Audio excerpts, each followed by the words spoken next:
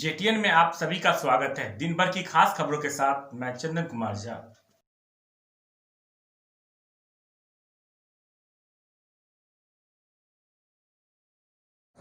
लेकिन एक बात और आती है कि जैसे कि अशांतिपूर्ण मतदान के बीच में ही एक मुद्दा बन के आया था और वह मुद्दा था जमालपुर में कुछ नोकझोंक की बातें आई। उस नोकझोंक में हालांकि अभी तक आधिकारिक पुष्टि नहीं हो पाई है, जैसा कि हम लोग को सुनने में आया। उड़ती खबर और कुछ वरिष्ठ पत्रकार भी इस चीज़ को बता रहे थे कि इस नोकझोंक को लगभग 1:30 बजे में ऐसी कोई घटना आई। इसके बारे में आपके पास क्या जानकारी है और क्या कहना चाहते हैं? ये नोक झोंक को लेकर के जो है एक खबर आई थी लगभग 1:30-2 बजे के बीच में, लेकिन जब तक प्रशासन के द्वारा कोई आधिकारिक बयान नहीं आ जाता है तब तक उसे हम कोई भी स्तर से देखना उचित नहीं समझते, क्योंकि प्रशासन द्वारा अभी तक कोई आधिकारिक बयान आया ही नहीं है। और जहाँ तक बात है कि एक बात सामने आई थी, बात सामने आया था कि पत्रकारों के साथ भी नोक झोंक हुई है, इस पर भी प्रशासन के द्वारा कुछ नहीं कहा गया। यानी कि जब कोई ऐसा आधिकारिक बयान नहीं आता है तो फिर हम लोग इस पर बहस करके या फिर चर्चा करके कोई बेहतर नहीं होता है। उड़ती हुई खबर आई थी कि कुछ लोगों के साथ जमालपुर में नोकझोंक की। कुछ देर के बाद उसी उड़ती हुई खबर में एक और खबर जुड़ जाती है कि उसमें कुछ पत्रकार भी थे। लेकिन अब समस्या क्या है कि हम लोग ये जानना चाहें कि वो पत्रकार थे कौन, क्या वो स्थानीय थे या फिर कहीं बाहर से आए थे। तो कुछ विशेष सामने नहीं आया, क्योंकि स्थानीय में ऐसे कोई पत्रकार नहीं थे जिनके साथ नोकझोंक हुआ हो। तो बाहर के ही लोग थे, और बाहर के लोग कौन थे इसकी भी सटीक जानकारी नहीं आ रही सामने।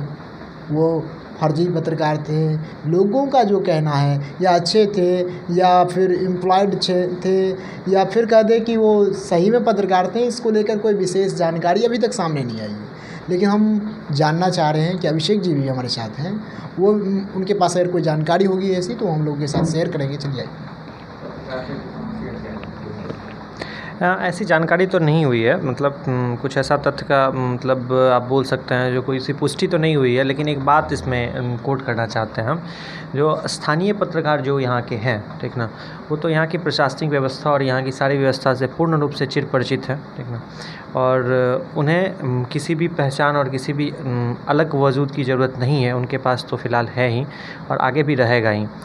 बस मुझे ऐसा लग रहा है जो ये पत्रकार जो भी थे वो कहीं बाहर आए हुए थे या अनऑथराइज हो सकते हैं, जो कोई भी आए हों।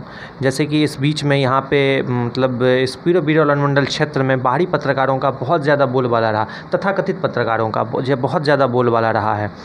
क्या वो पत्रकार सच में विश्वसनीयता के करीब हैं या इस सब से दूर है? इस पर आप क्या कहना चाहते हैं? देखिए कि जब पत्रकारिता हम लोग करते हैं तो लोगों का जो विश्वास है हमारे ऊपर वो बना रहना चाहिए। लेकिन कुछ लोग ऐसे भी हैं जो खास करके लाभ पहुंचाने के भी काम करते हैं, और यहाँ पे स्थानीय तो ऐसे नहीं दिख रहे हैं हमें, लेकिन कुछ बाहर के लोग आ सकते हैं। और आप बोले भी कि यहाँ पे जब से यानी चुनाव का दौर शुरू हुआ है तब से बाहर के जो पत्रकार हैं, यानी यहाँ से जो बाहर के लोग हैं जो पत्रकारिता से जुड़े हुए हैं, उनका आना जाना लगा रहा है, यानी जमावड़ा रहा है। और ऐसे में ये जो नोकझोंक की जहाँ तक बात है, और जब अनऑथराइज्ड पत्रकारों की हम बात करते हैं तो वैसे ही लोग हो सकते हैं, क्योंकि अभी तक कुछ सार्वजनिक करके कोई आधिकारिक बयान तो आया नहीं है। तब तो हम एक चीज़ ऐसा कह सकते हैं ना, जो भी उम्मीदवार खड़े हैं, ठीक ना, बाकी 24 उम्मीदवार जो गौराबोराम के, खास करके जो जमालपुर गौराबोराम क्षेत्र में आता है, गौराबोराम में खड़े हैं, इसमें कुछ उम्मीदवारों की सह पे ही कुछ पत्रकार बाहरी यहाँ आए होंगे जो सो कॉल्ड तथाकथित पत्रकार होंगे। देखिए एक बात तो है कि जब हम लोग इस क्षेत्र में रहते हैं और इस क्षेत्र की बात करते हैं तो हमारे लिए सभी लोग बराबर होते हैं। लेकिन जो लोग बाहर से आते हैं, चाहे किसी भी चैनल, वो उन्हें कहीं ना कहीं विशेष आमंत्रण भी मिलता है, उसके बाद ही आ सकते हैं। विशेष आमंत्रण मिलने के बाद ही बाहर के पत्रकार, यानी दिल्ली से कोई आएंगे तो बिरौल उतना तो चिर परिचित एरिया तो नहीं है। तो मतलब आपके कहने का मतलब ये तो नहीं है जो किसी न किसी उम्मीदवारों के द्वारा बुलाया जाता है? देखिए ऐसा नहीं कह सकते हैं, लेकिन आमंत्रण मिला ही होगा तो ही लोग आते हैं। अब हमें भी कोई बुलाता है तो हम लोग जाते हैं, ऐसा आसान भाषा में कह सकते हैं, बुलाते हैं तो वो जाते हैं। लेकिन इस डिजिटल मीडिया के दौर में बहुत सारे ऐसे पत्रकार हैं जो सच में अनऑथराइज्ड हैं, जिन्हें सूचना जनसंपर्क विभाग के द्वारा किसी तरह की कोई अथॉरिटी नहीं प्राप्त है, जो किसी तरह का कोई भी मतलब न्यूज़ चलाने या टेलीकास्ट करने का काम नहीं कर सकते, ब्रॉडकास्टिंग काम नहीं कर सकते। हाँ, अपना पर्सनल कुछ है तो कर रहे हैं, लेकिन उनके द्वारा किसी चुनाव विंग में जा कर के, कहीं भी मतदान बूथ पे जा कर के इस तरह का कुछ भी करना, जो घटनाएं सामने आ रही है, तो या क्या उचित है क्या? देखिए, अगर कोई भी जो है सो चुनाव यानी मतदान को प्रभावित करने के काम करते हैं तो उस पर प्रशासन को चाहिए कि त्वरित कार्रवाई करे। लेकिन ऐसा भी प्रशासन के द्वारा कोई आधिकारिक बयान तो आया नहीं है, तो हम लोग इसको ज़्यादा ही नहीं देख सकते हैं कि कुछ लोग थे, आए, अपना चले गए, उन लोगों को कुछ मिला नहीं। यानी कि कुछ वो जो चाहते थे कि हम काम करें या हम खबर प्रकाशित करें, ऐसा सही कुछ मिला नहीं। वो तो सही है, बट एक चीज़ इसमें गौर करने वाली है, जो ऐसे पत्रकार मतदान को प्रभावित कर सकते हैं संभवतः। और दूसरी बात है, प्रशासन के पक्ष से, जो प्रशासन का पक्ष आमतौर पर होता है, जो प्रशासन इस पर इसलिए ज़्यादा ध्यान नहीं देते और थोड़ी बहुत अनदेखी करके चलते हैं, क्योंकि अगर वो पत्रकार अपनी पत्रकारिता का दौस जमा करके, पत्रकारिता के बारे में अपनी राय रख करके, दौस जमा करके उन्हें बहुत तरह की बात बोल देते हैं। शायद ये वजह हो सकती है प्रशासनिक पक्ष के रूप में। देखिए, प्रशासन जो है सो सभी को लेकर चलना चाहती है, क्योंकि वो यहाँ पे एक अच्छे नियमित समय के लिए आए हैं और यहाँ पे प्रशासनिक व्यवस्था को देखभाल करने के लिए आए। हाँ, ऐसे बहुत सारे लोग हैं जो पत्रकारिता को बदनाम कर देते हैं, कुछ निजी लाभ के लिए भी, कुछ सार्वजनिक लाभ के लिए भी, तो ये लगा रहता है। लेकिन यहाँ तक मामला आज का है तो अभी तक बयान तो कोई आया नहीं है, तो इसलिए हम लोग चर्चा तो कर रहे हैं, लेकिन सामने से भी कुछ ऐसा आए कि आधिकारिक बयान आए या फिर विपक्ष के द्वारा कोई ऐसा आरोप आए, वो भी सामने नहीं आ रहा है। चलिए, तो इस बात को बाद में चर्चा करते हैं, जब तक कोई आधिकारिक बयान या पुष्टि नहीं आती है। उस पर चर्चा करते हैं आज के मतदान के बारे में। क्या कहना चाहेंगे, कैसा रहा मतदान?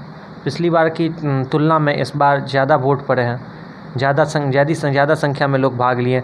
क्या इसका ये वजह तो नहीं है जो पेंडेमिक के कारण जो गांव में आए हुए थे, ये वजह है, या लोगों का रुझान बढ़ा है मतदान के प्रति? क्या वजह हो सकती है? देखिए, जो लोग आए थे बाहर से वो करीब करीब जा चुके हैं, और आज चुनाव जो है हमारे यहाँ 3 नवंबर को हुआ है और 14 नवंबर को दिवाली होने जा रहा है। तो कुछ लोग आ सकते थे, लेकिन अब देखिए, सबसे बड़ी बात है कि जो लोग बाहर में काम करते हैं, यानी कि जो प्राइवेट सेक्टर में खास कर काम करते हैं, उन लोगों का वेतन 5-6 तारीख को मिलता है। यानी कि हर महीने के 5 या 6 तारीख को उनको वेतन मिलता है, और 3 को चुनाव हो रहा है। यानी कि वो जब दिल्ली मुंबई से आएंगे, या तो एक को ट्रेन या कोई व्यवस्था करके आएंगे, या 2 को वहाँ से चलेंगे। तो ऐसे अवस्था में उनका जो आने की जो बात थी, जो पहले लोग आ जाते थे, तो वो इस बार नहीं आ रहे हैं, सीधी बात। हाँ, कुछ लोग रुक गए थे, कुछ लोग जो आए थे कोरोना वायरस के समय, जो लॉकडाउन शुरुआत में हुआ था, जब आने की का प्रबंध हुआ था, वो लोग जो रुक गए थे वो मतदान कर रहे हैं।